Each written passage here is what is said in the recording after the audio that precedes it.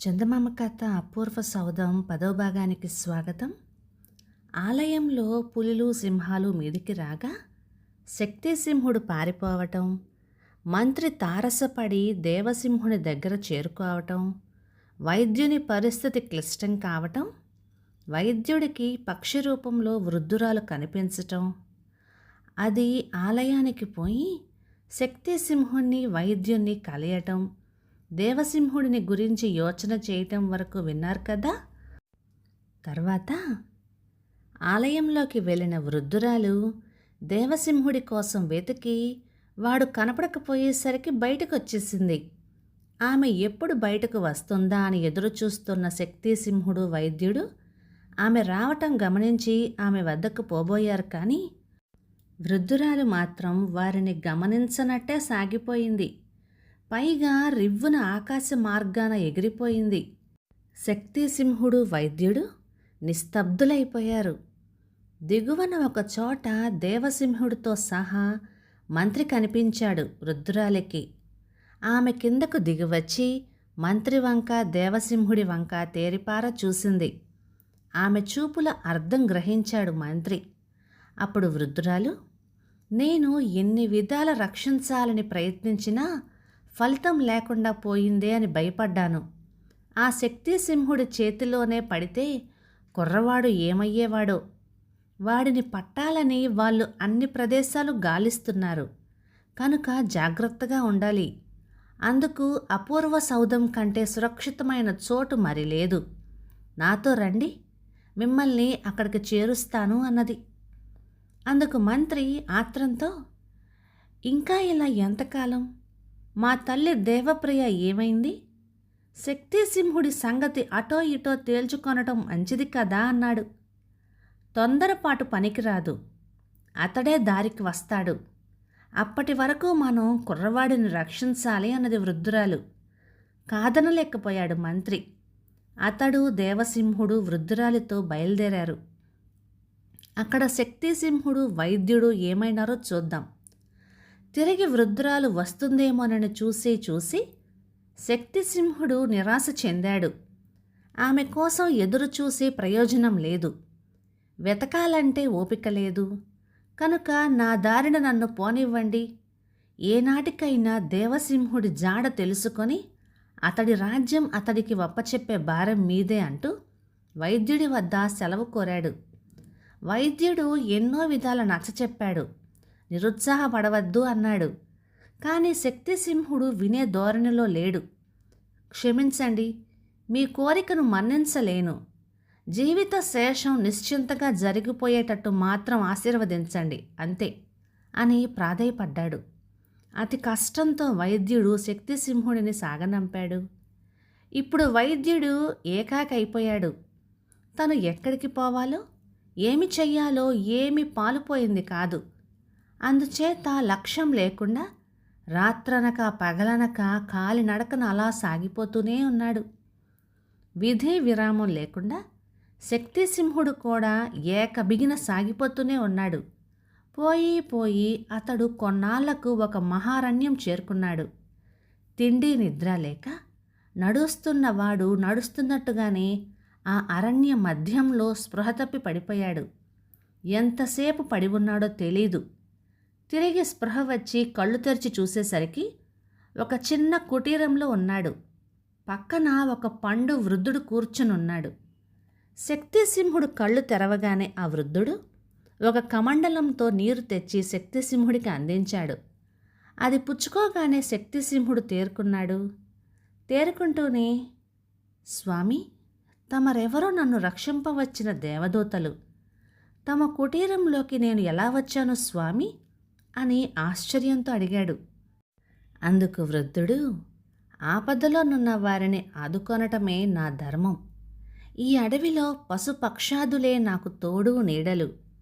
ఈ నిర్జన ప్రదేశంలో మీ వంటి దీనుల చరిత్ర నాకు వాటి వల్లనే తెలిసిపోతుంది. చేతనైన సహాయం చేసి కృతార్థుడనవుతాను. ఇంతకు తమరెవరో అని అన్నాడు. స్వామి, నేనొక నిర్భాగ్యుడను. అమాయకులను అగచాట్లు పాలు చేసినందుకు శిక్ష అనుభవిస్తున్న మహాపాపిని. మహాత్ములను సేవించుకుంటూ జీవిత శేషం వెళ్ళబుచ్చాలనే ఇలా బయలుదేరాను అని బదులు చెప్పాడు శక్తిసింహుడు. అప్పుడు వృద్ధుడు, నా వల్ల కాదగిన సహాయం చేయటానికి యత్నిస్తాను అని అభయమిచ్చాడు. అంతట శక్తిసింహుడు తన జీవిత వృత్తాంతం అంతా ఉన్నది ఉన్నట్టుగా ఆ మహాత్మునికి విన్నవించుకున్నాడు. అంతా విని వృద్ధుడు, పాపం చెయ్యని జీవి ఎవరు? ఈ ప్రపంచంలో ప్రతి జీవి పాపం చేస్తూనే ఉంటాడు. అయితే చేసిన పాపానికి పశ్చాత్తాపమే పరిహారం. ఇప్పుడు మీరు పొందుతున్న పశ్చాత్తాపమే మీ పాపాలకు పరిహారమైంది. కనుక గతాన్ని మరిచిపోయి తిరిగి మీ మేనల్లుడి జాడ తెలుసుకునేందుకు సాయశక్తులా యత్నించండి. అదీకాక దారాపుత్రాదులను వారి కర్మానికి వారిని వదిలి ఇలా సన్యసించబోనటానికి శాస్త్రం వప్పదు. మీ ప్రయత్నాలలో ఆటంకాలు కలగకుండా మీకు జయం కలిగేందుకు గాను ఈ మంత్రం పఠిస్తూ ఉండండి అంటూ వృద్ధుడు శక్తిసింహుడికి మంత్రం ఏదో ఉపదేశించాడు. తర్వాత శక్తిసింహుడు దేవసింహుని జాడ వెతుక్కుంటూ తిరిగి బయలుదేరాడు. అలా తిరుగుతూ అతడు కొన్నాళ్ళకి ఒక రాజ్యం చేరుకున్నాడు. నగరపు నడివీధిలో ఒక పెద్ద పిల్లల గుంపు చేరి ఉంది. ఏమిటి చెప్పమాని దగ్గరకు వెళ్ళి చూడగా ఒక పిచ్చివాని చుట్టూ వాళ్ళు గుమ్మిగూడి అతడిని వేలాకోలం చేస్తున్నారు. శక్తిసింహుడు ఆ కుర్రవాళ్లను వారించి ఆ పిచ్చివానిని తనతో పాటు తీసుకొని సాగిపోయాడు. ఆ పిచ్చివాడు మధ్య మధ్య, ముసలిది ఎక్కడా? ముసలిది ముక్కా చెక్కలు అయ్యిందా అని అంటూ ఉన్నాడు. ఎవరా ముసల్ది అని శక్తిసింహుడు ప్రశ్నించినప్పటికీ అతనికి సరైన జవాబు రాలేదు. ఆ పిచ్చివాని చరిత్ర తెలుసుకోవాలని శక్తిసింహుడు ఎంతగానో యత్నించాడు, కానీ ఏమాత్రం తెలిసింది కాదు. అయితే ఆ పిచ్చివాడు శక్తిసింహుడిని వదలక అతని వెంట ఉంటూనే వచ్చాడు. వాళ్ళు ఆ రాజ్యం వదిలి మరికొద్ది రోజులకు ఒక గ్రామం చేరుకున్నాడు. అక్కడ ఒక చెరువు గట్టున పెద్ద గుంపు పోగై ఉంది. 2 కుర్రవాళ్ళు గారడీ చేస్తున్నారు. చెరువు గట్టున 2 గడలు పాతి ఉన్నాయి. వాటి మధ్యన తీగ కట్టి ఉంది. ఒక కుర్రవాడు తీగ ఒక చివరి నుంచి రెండో చివరకు చరచరా నడిచిపోబోయాడు. జనం సంతోషం పట్టలేక చప్పట్లు చరిచారు. శక్తిసింహుడితో కూడా ఉన్న పిచ్చివాడు కూడా పెద్ద పెట్టున నవ్వుతూ ఒక్క పరుగున వెళ్ళి గెడ పైకి ఎగబాకాడు. తీగ పైకెక్కి కోతిలాగా వేలాడసాగాడు. ఇది చూసి జనం, ఎవడు వాడు, లాగండి కిందకి అని అరిచారు. వాళ్ళు ఇట్లా అనకముందే అంతకుముందు గారడీ చేస్తున్న ఆ కుర్రవాళ్ళు ఆ పిచ్చివాడిని కాళ్ళు పట్టుకొని చరచరా కిందకి ఇడ్చారు. తర్వాత గారడీ కుర్రవాళ్ళు జోలిలు చేతబుచ్చుకొని చుట్టూ చేరిన జనం దగ్గర అడుక్కోసాగారు. అలా అడుక్కుంటూ వాళ్ళు శక్తిసింహుడి వద్దకు కూడా వచ్చి జోలె తెరిచారు. శక్తిసింహుడు జలజల కన్నీరు కార్చాడు. ఇది చూసి ఆ కుర్రవాళ్ళు విస్తుపోయారు. ధర్మం చెయ్యకపోతే పోయే, ఈ మనిషి ఏడుస్తున్నాడెందుకు చెప్పమా అని జాలి కలిగింది. నీ బాధ మేము గ్రహించాం, మాతో పాటురా, మేము సంపాదించే దాంట్లోనే నీకు కలో గంజో పోస్తాము అన్నారు ఆ కుర్రవాళ్ళు. అందుకు శక్తిసింహుడు, నేనొక్కడనే కాదు, పాపం ఈ పిచ్చివానిని కూడా పోషించాలి. మీ వలన ఏమవుతుంది, కనుక మా దారిన మమ్మల్ని పోనివ్వండి అంటూ తిరిగి కన్నీరు కార్చాడు. ఇది చూసేసరికి ఆ కుర్రవాళ్ళ హృదయాలు మరింత ద్రవించినాయి. పర్వాలేదు, మీ ఇద్దరూ రండి మాతో, మేము నేర్చిన విద్యలు మీకు నేర్పుతాము, కొన్నాళ్ళయ్యాక మీరే మిమ్మల్ని పోషించుకోగలుగుతారు అంటూ ఓదార్చి వాళ్లను తమతో పాటు తీసుకొని ఆ గ్రామం నుండి మరో గ్రామానికి బయలుదేరారు. ఇక అక్కడ ఏకాకి అయిన వైద్యుడు కొంతకాలం విధి విరామం లేకుండా ఎన్నో రాజ్యాలు దాటిపోతూనే ఉన్నాడు. కానీ ఎక్కడా మంత్రి జాడ కానీ దేవసింహుని జాడ కానీ తెలిసి రాలేదు. అయితే అలా మరికొంతకాలం పోగా పోగా అతడు శక్తిసింహుడి పరివారాన్ని కలుసుకోవడం సంభవించింది. ఇప్పుడు శక్తిసింహుడి అవతారం పూర్తిగా మారింది. అతడు ఒక గారడీ వాని వేషంలో ఉన్నాడు. అతడిని వైద్యుడు గుర్తుపట్టలేదు, కానీ శక్తిసింహుడు వైద్యుడిని ఇట్టే గుర్తుపట్టాడు. గుర్తుపడుతూనే, తమరిక్కడికి ఎలా వచ్చారు? ఏమైనా ఆచూకీ చిక్కిందా అని ప్రశ్నించాడు. వైద్యుడి వద్ద నుండి ఏమీ సమాధానం రాకపోవటంతో శక్తిసింహుడు పరిస్థితి గ్రహించాడు. అప్పుడు శక్తిసింహుడు తనతో ఉన్న కుర్రవాళ్ళని పరిచయం చేస్తూ, తెగిపోయిన గాలిపటంలాగా తిరుగుతూ ఉన్న నన్ను ఈ అర్భకులు ఆదరించి పోషించారు. లేకుంటే ఈ గుప్పెడు ప్రాణాలు ఏనాడో ఎగిరిపోయేవి. పోతే మీరు మాత్రం ఒంటిపాటుగా ఎక్కడని కాలక్షేపం చేస్తారు?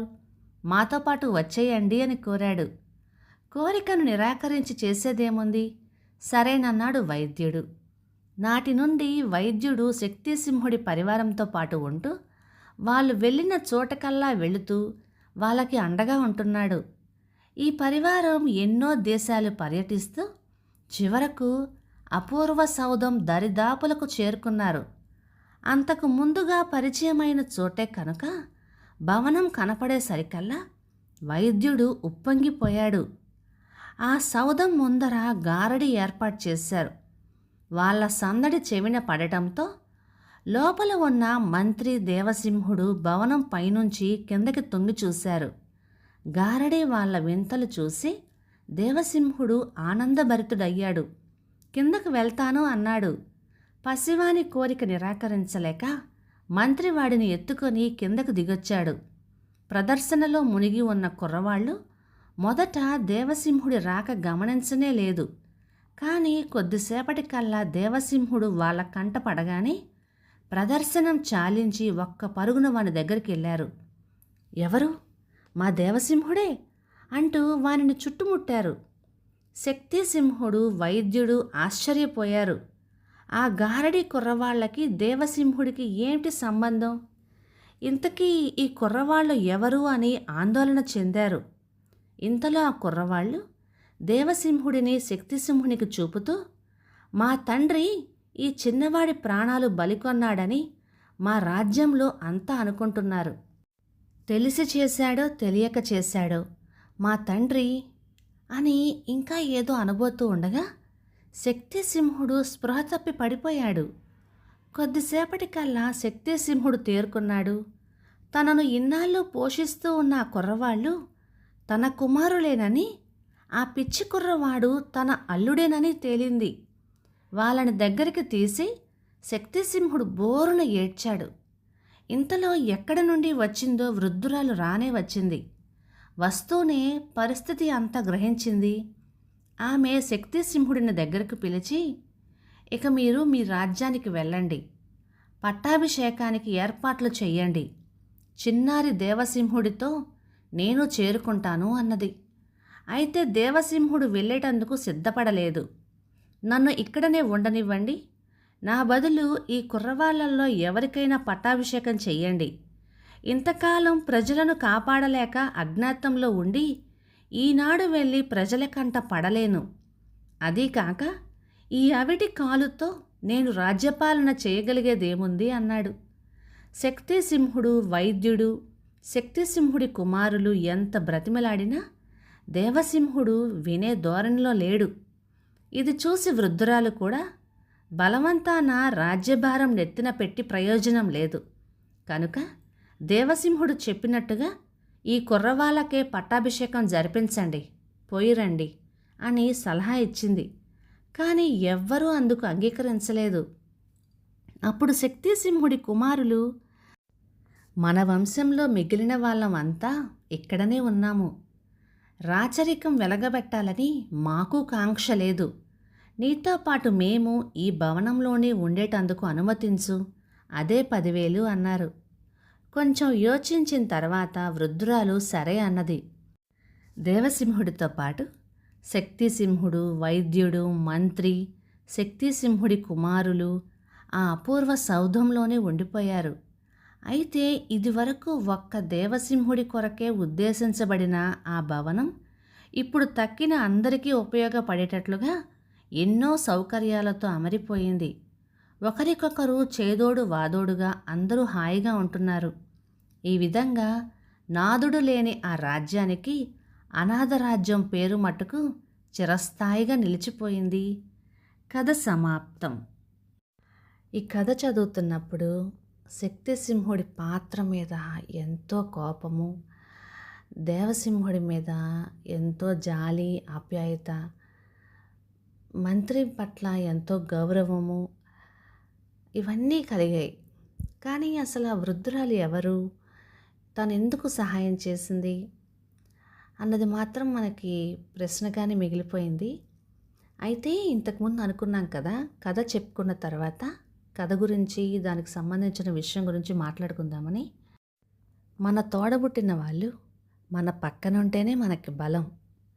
రావణాసురుడు, విభీషణుడు చూడండి, తన తమ్ముణ్ణి తన పక్కన ఉంచుకోలేదు, తమ్ముడి మాట వినలేదు. రావణాసురుడు ఏమయ్యాడు? వాలి, సుగ్రీవులే చూడండి, వాలి ఏమయ్యాడు? అలాగే రామలక్ష్మణ, భరత, శత్రుఘ్నులు చూడండి, అన్నదమ్ములకి ఒకరి పట్ల ఒకరికి ఎంత అభిమానం, గౌరవం ఉన్నాయి. చివరికి వాళ్ళే విజయం సాధించారు, చరిత్రలో నిలిచిపోయారు, మహానుభావులయ్యారు. ఇప్పుడు ఈ కథలో శక్తిసింహుడు తన తోడబుట్టిన అక్కని, తనకు తన కుటుంబానికి ఆశ్రయం ఇచ్చిన బావని, వాళ్ళ కొడుకుని, వాళ్ళందరినీ పక్కకి తప్పించి తనేం బాగున్నాడు?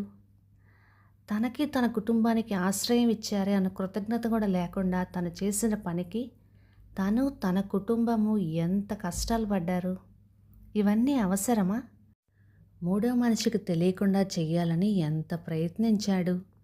కానీ తన మనస్సాక్షి తనని వదిలిందా? మనం ఎవ్వరికి సమాధానం చెప్పినా చెప్పకపోయినా మన మనస్సాక్షి దగ్గర దొరికిపోతాం.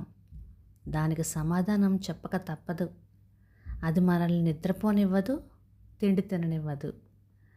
మీరేమంటారు? ఇక ఈ కథ 1952 అక్టోబర్ నెల చందమామలో ఈ కథ చివరి భాగం వచ్చింది. ఇక ఈ కథ మీకు నచ్చినట్లయితే లైక్ చేయండి, షేర్ చేయండి. ఇలాంటి మంచి తెలుగు కథల కోసం మన ఛానల్ని సబ్స్క్రైబ్ చేయండి. మీ అభిప్రాయం ఏంటో తప్పకుండా కామెంట్లో చెప్పండి. Thank you.